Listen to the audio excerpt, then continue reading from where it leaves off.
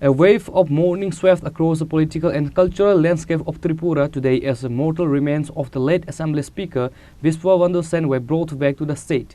The veteran leader and four-time MLA passed away early Friday morning at the private hospital in Bangalore after a prolonged battle following a cerebral stroke.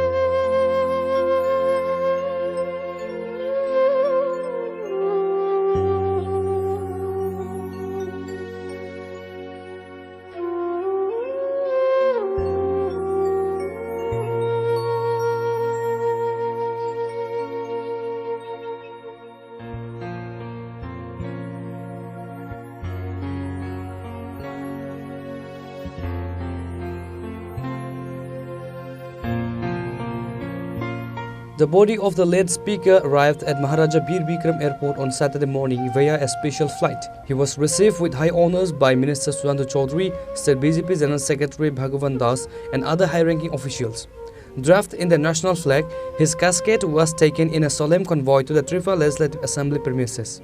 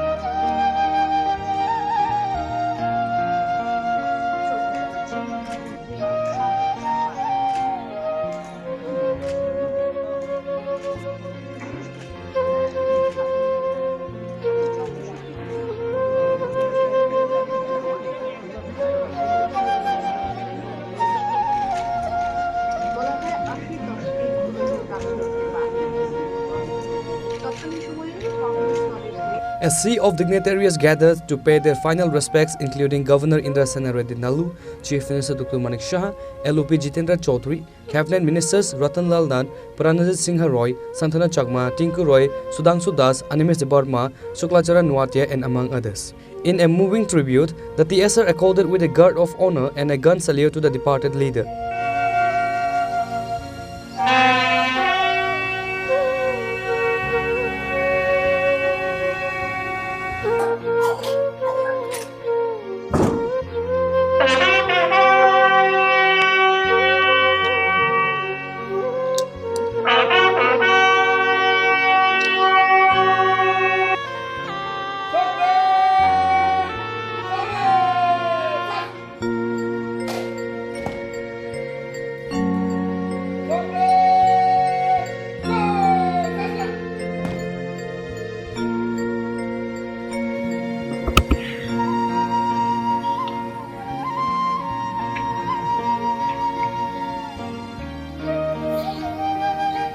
Following the ceremony at the assembly, the procession moved to the state BJP headquarters, where party workers and leaders paid their respects.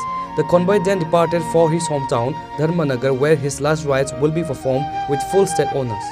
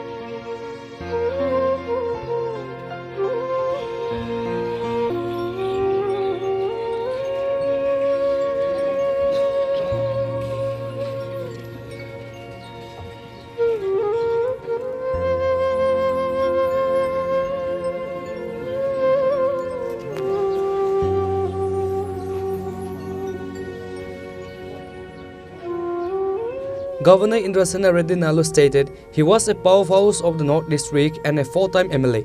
Whenever I visited the North, our discussions on development were incredibly insightful. The pace at which he worked is an inspirational for us all, said Indrasena Reddy Nalu. केवल assembly में speaker के नाते ही नहीं, पूरे state में एक बुजुर्ग आदमी हैं,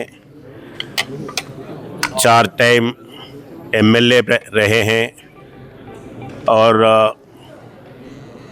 नॉर्थ त्रिपुरा में बहुत पॉपुलर लीडर है।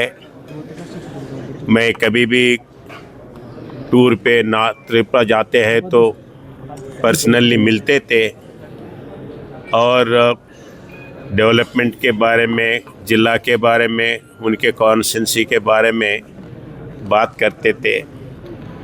वैसे ही जब असेंबली के इश्यूज़ के ऊपर चर्चा करने के लिए आते तो अनेक इश्यूज़ के ऊपर उनका ध्यान था, एक्सपीरियंस था। वैसे बुजुर्ग आदमी हमारा अपना स्पीकर आज अपने पास नहीं है, फिर भी वो जो रूट्स इधर दे के गया है, जो स्पिरिट से काम करा है, वो स्पिरिट आगे ले जा सकते हैं। बाकी के प्रजा, उनके आत्मा को भगवान शांति रखे, यही मैं भगवान से विनम्रता से प्रार्थना करता हूँ। Chief Minister Dr. Manik Shah stated he have lost a dear friend today. His contribution to literature and culture alongside his efficiency in conducting the assembly proceedings will be etched in history. It is an irreparable loss for the people of Tripura, said the CM. সবাই জানেন গত খুব সম্ভবত 8ই August উনি আমার সাথে সকালে আমার যে সরকারি বাংলো আছে সেখানে আমার সাথে দেখা করতে এসেছিলেন। যখনই আসেন আগরতলা একবার আমার সাথে দেখা করবেন আর সবসময় বলবেন 1 কাপ চা কিন্তু খেতে হবে। তো উনি আসেন, সেদিনও চা খেয়ে গেছেন। আমি বললাম তোমার শরীর কেমন আছে? বলে আমার শরীর কী হয়েছে? আমার তো খুব ভালো শরীর। তো বলে উনি চলে গেলেন। এরপর একটা প্রোগ্রাম ছিল, সেখানেও উনি গেছেন। আমি দেখলাম যে বৃক্ষরোপণের একটা প্রোগ্রাম, আমি দেখছিলাম পরবর্তী সময়। তো সেখান থেকে হঠাৎ করে খবর এলো কি, উনি যখন ট্রেনে যাচ্ছিলেন, বাথরুমে, টয়লেটে, ওয়াশরুমে যাচ্ছিলেন, সেখানে উনি হঠাৎ করে আনকনসিয়াস হয়ে পড়ে গেছেন। তো বিকেলবেলায় সেখান থেকে তাড়াতাড়ি করে ত্রিপুরা মেডিকেল কলেজে নিয়ে যাওয়া হয়। আমি খবর পেয়ে এবং আমি সমস্ত আমাদের যারা সহকর্মীরা আছেন তাদেরকেও বললাম। তো আমি সেখানে গেলাম, টিএমসিতে গিয়ে ডাক্তারবাবুদের সাথে কথা বললাম কি হয়েছে। বললাম মস্তিষ্কে পুরো ব্লাড জমে গেছে, অর্থাৎ কার্ডিওভাস্কুলার অ্যাক্সিডেন্ট যেটাকে বলে, পুরো মস্তিষ্কের মধ্যে ব্লাড চলে এসছে এবং ইমিডিয়েটলি অপারেশন করতে হবে, আদারওয়াইজ সমস্যা হবে। তো গ্রিন করিডোর করলাম, আপনারা সবাই জানেন, যাতে রাস্তায় কোনো অসুবিধা না হয়, খুব সময় কম। তো সব ব্যবস্থা করে আমি নিজে এসকর্ট করে ওনাকে নিয়ে এসেছিলাম। আসার পরে তো অপারেশনও হলো, সমস্ত ব্লাডও বের করানো হলো এবং এখানে 2 দিন ছিলেন। 2 দিন থাকার পর ওনাদের ফ্যামিলি মেম্বার্সরা বলছিলেন যে বাইরে আমরা নিয়ে যাব। তো আমরা বলছিলাম যে একটু সেটেল করলে নিয়ে গেলে ভালো। তো ওনারা বলছেন যে না, আমরা যেভাবে হোক নিয়ে যেতে চাই, আমরা সময় নষ্ট করতে চাই। যাই হোক, ওনাদের তো আমাদের দেখতে হবে, ওনাদের যে ইচ্ছে, সেই ইচ্ছা পূরণ করার জন্য আমরা ওই দিনেই, পরের দিন মানে 2 দিন বাদে আমরা সব ব্যবস্থা করলাম। এয়ার অ্যাম্বুলেন্সে ওনারা যে হসপিটালে বলেছেন সেই হসপিটালে নিয়ে গেছি এবং যে ডাক্তারবাবু অপারেশন করেছেন তার সাথেও মানে আমি নিজেও কথা বলেছি কয়েকবার যে কি হয়, আমরা এই করেছি, আপনি দেখুন। তো বললেন না, whatever you have done, it is done correctly, বাকি আমরা দেখছি।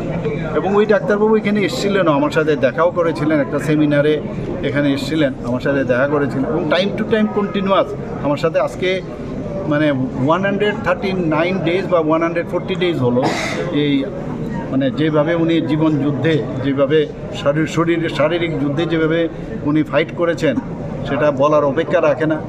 ওনার ছেলে মেয়েদের সাথে আমি প্রায়শই কথা বলতাম, কিন্তু গতকাল প্রায় 3টে সাড়ে 3টের সময় খবর এলো হি ইজ নো মোর।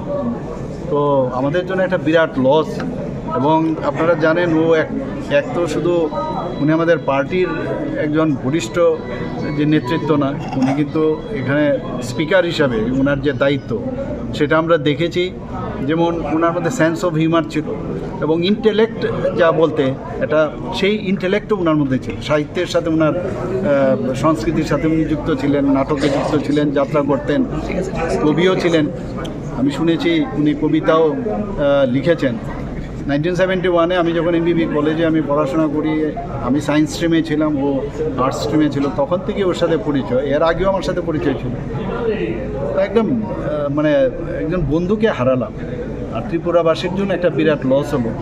আর আমাদের অ্যাসেম্বলির মধ্যে এটা মানে বলা চলে যেভাবে অ্যাসেম্বলিকে উনি পরিচালনা করতেন সেটা সত্যিই আমার সারা জীবন মনে থাকবে।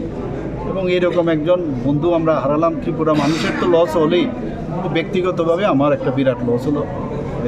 আমি যেখানেই যাক, যেখানেই গেছেন, আমি ভগবানের কাছে প্রার্থনা করি, ওনার আত্মার সদ্গতি কামনা করি। পাশাপাশি ওনাদের ফ্যামিলিকে আমি বলবো ভগবানের কাছে প্রার্থনা করবো ওনাদের যেন শক্তি দেয়। এইরকম লস, কারণ ওনার বয়স প্রায় আমার থেকে 5-6 মাসের ডিফারেন্স হবে। হ্যাঁ, প্রায় 5-6 মাসের ডিফারেন্স, আমার থেকে ছোটো অল্প, যা দেখলাম ডেট অফ বার্থ। তো মানে ওনারা যেন এই যে এই লস হলো তাদের শক্তি দেয়, এই লসকে ওনারা যেন শক্তি নিয়ে যেন সেটাকে ওনারা মোকাবেলা করতে পারেন আগামী দিনে, যেন এটা সহ্য করে আগামী দিনে চলার পথে যেন পাথেয় করে ওনার যে চিন্তাভাবনা সেটা পাথেয় করে আগামী দিন চলে। যিনি যাকে হারিয়েছেন, এই ক্ষতিপূরণটা কি রাজ্য কোনোরকম হবে কোনো সময় মনে করেন আপনি? আমি তো বলেই দিলাম, ক্ষতিপূরণ তো হওয়ার, কেউ চলে গেলে তার ক্ষতিপূরণ কিন্তু সম্ভব না। আর মানুষ যখন চলে যায়, আজকে এখানে সবাই ওনার ভালো কথাগুলো কিন্তু বলছে, ওনার গুণের কথাগুলো কিন্তু বলছে। এই হয়, এইভাবেই মানুষ যখন থাকে সাথে তখন কিন্তু তার গুণগুলো বলে না, কিন্তু চলে যাওয়ার পর সেই গুণগুলো কিন্তু প্রকাশ পায়। আমরা তো জানতামই, কিন্তু আজকে মানুষ অনুভব করছে, feel. LUP Jitendra Chaudhary stated, despite our ideological differences, he was always vocal about the development of his constituency.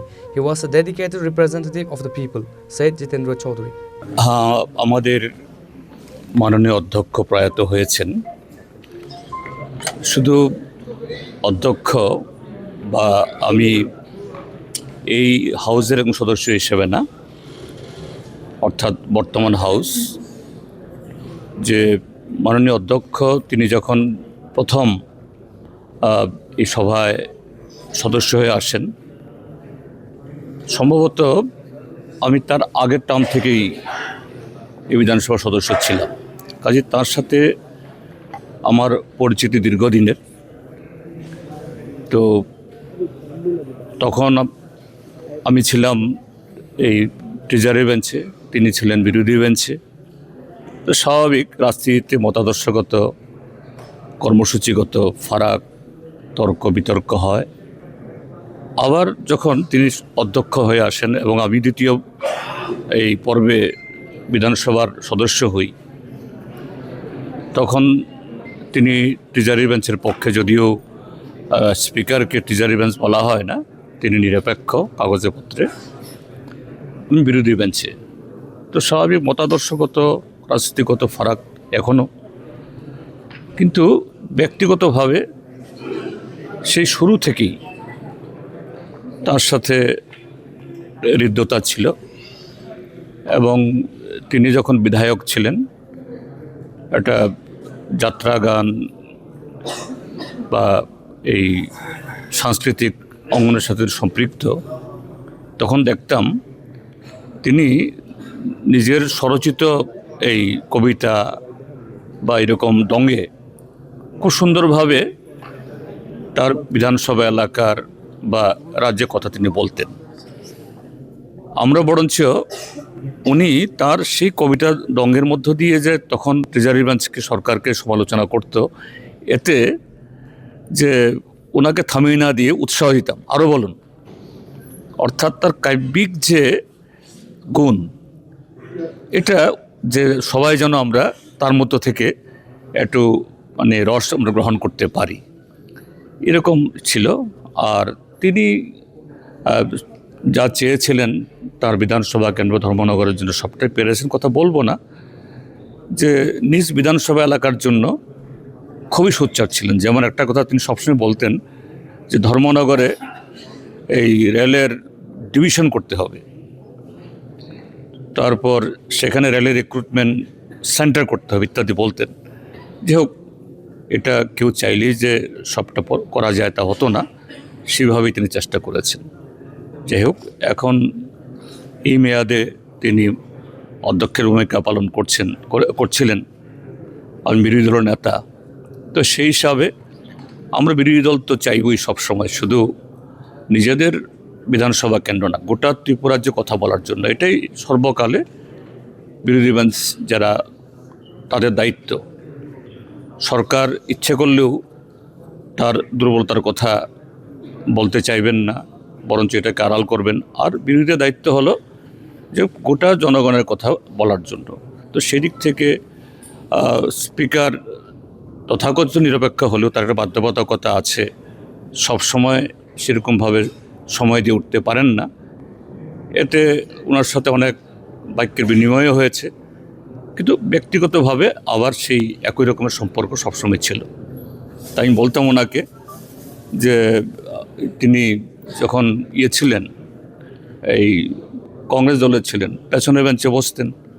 আমি তখন বলতাম যে না, ওনার যেরকম কথা বলার ঢং ডাং ইত্যাদি যেটা খুব ভালো লাগে আমাদের, ওনাকে কেন সামনে বসানো হচ্ছে না। তৎকালীন সময়েতে যারা বিরোধী দল নেতা ছিলেন, রতনবাবু বা এই সুধীরবাবুকে বলতাম।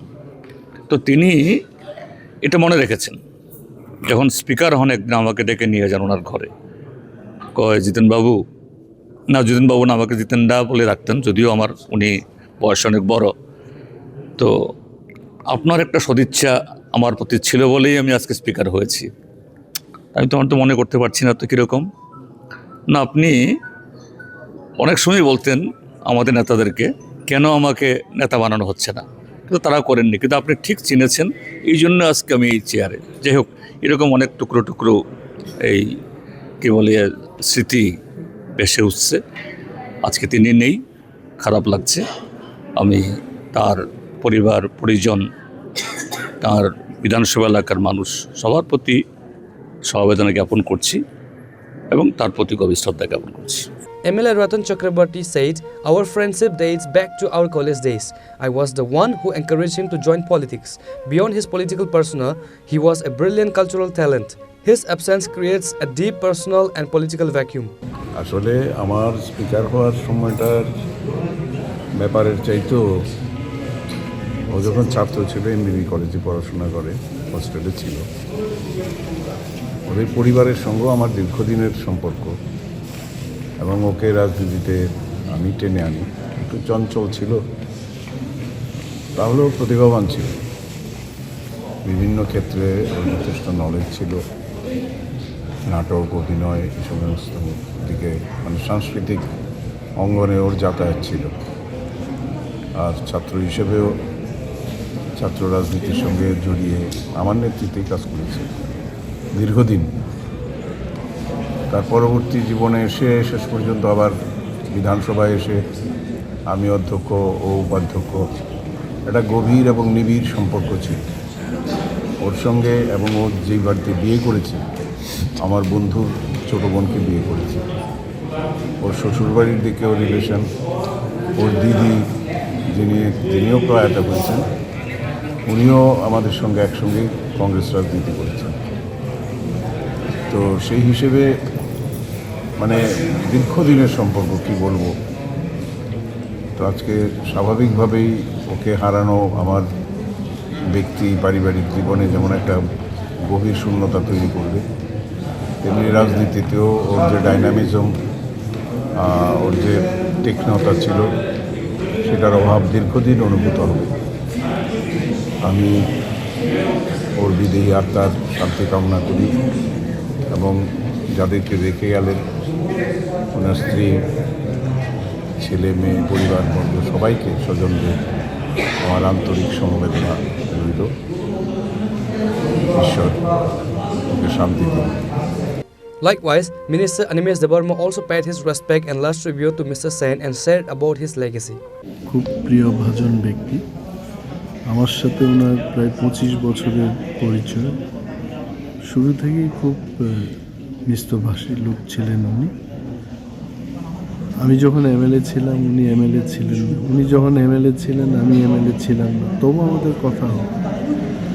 এবং খুব সুদক্ষ ব্যক্তি, আপনারা নিশ্চয়ই দেখেছেন আমি লিডার অফ অপোজিশন ছিলাম, তখন ওনার স্পিকারের যে কর্মসূচিগুলো উনি খুব ভালোভাবে পালন করতেন। বিরোধীদের সেই সময় কিন্তু উনি খুব মর্যাদা দিয়ে সমস্ত কিছু কাজ করতেন। এইটুকু বলতে পারি যে বিরোধী দলনেতার অফিসটা আমি যখন নিলাম তাকে ভালোভাবে সাজিয়ে তোলার জন্য উনি কিন্তু কোনো দিন না করেন। For everything he was very Democratic, very একজন মিষ্টভাষী লোককে আমরা হারালাম। আই থিঙ্ক ওনার প্রয়াণে যত আমাদের একটা গ্যাপ ভ্যাকিউম তৈরি হবে এটাকে পূরণ করা যাবে, and we'll miss him all. Similarly, many other ministers, MLAs and senior leaders paid their tribute and condolences. Reported by Amir from Agartala, Chini Khorang.